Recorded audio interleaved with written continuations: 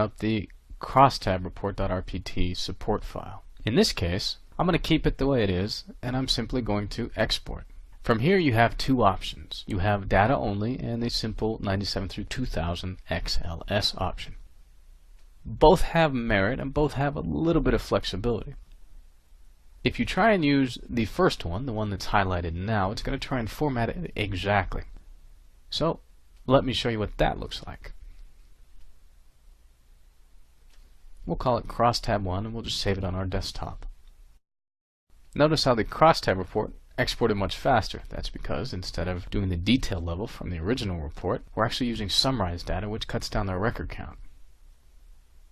Once we arrive at our desktop, we take a look at Crosstab 1. As you can see, it tried to format it, but it's kind of lacking the line formatting and the other things that kind of make it neat. It essentially gives you a grid, but then you have some extra spaces and lines and other things you may need to clean up, and then you have some merged cells.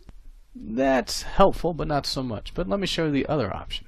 Let's go back to our Crystal report, export, and this time we'll choose data only. Now, as I mentioned briefly before in the Crosstab section, Crosstab was originally kept in mind for Excel.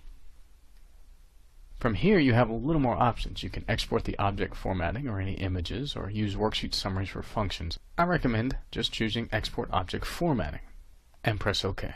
From here we'll call it Crosstab 2 and save.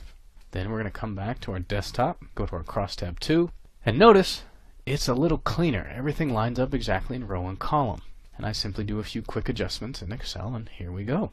Now, when I chose to export the formatting, it's talking about the text formatting. The boxes you'll have to work with a little bit. For example, we go to Format Text, and we go to Border, and we say, show me a single line, single line, and single line. Now I have a single line on left, right, top, and bottom. I could also choose a drop shadow if I felt like it. I could also choose the background color to be, we'll go ahead and make it silver, and press OK. That happens to all my total lines. When I export to data only again, and I choose export object formatting, and I press OK, and we'll call it Crosstab 3, and press save, you get to see what happens. Here's our Crosstab 3. Notice while it did export my text and my box formatting, it didn't do anything for my grid. The grid in a Crosstab, when it exports to Excel, is essentially ignored. It lines it up correctly, but there's no real formatting that can be applied. Any formatting must be applied in Excel itself.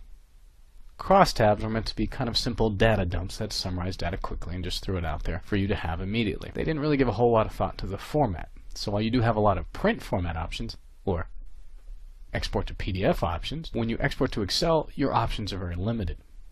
I encourage you to kind of play around with the exports with the crosstabs. You can probably come up with something fairly quick. You'd probably still end up doing a little bit of work in Excel, but not too much as, let's say, a raw data dump. Now let's try the same thing with our newly found format and export it to the first export option, the one that is not data only. From here you can choose to show the grid lines and press OK, and we'll call this Crosstab 4. It's going to go off and do its thing, finishes fairly quickly, and let's go ahead to our desktop and open up Crosstab 4. Notice how it is now showing my grid lines, and it also allows me to export the grid lines I've chosen to highlight for my total section. It'll also work for all the fields you choose to highlight. These are one of the things you kind of have to play around with and go through the pros and cons. Now you do have a lot of merged cells here, but if you show the grid lines or highlight the ones you want to highlight, you can make a pretty decent report straight into Excel.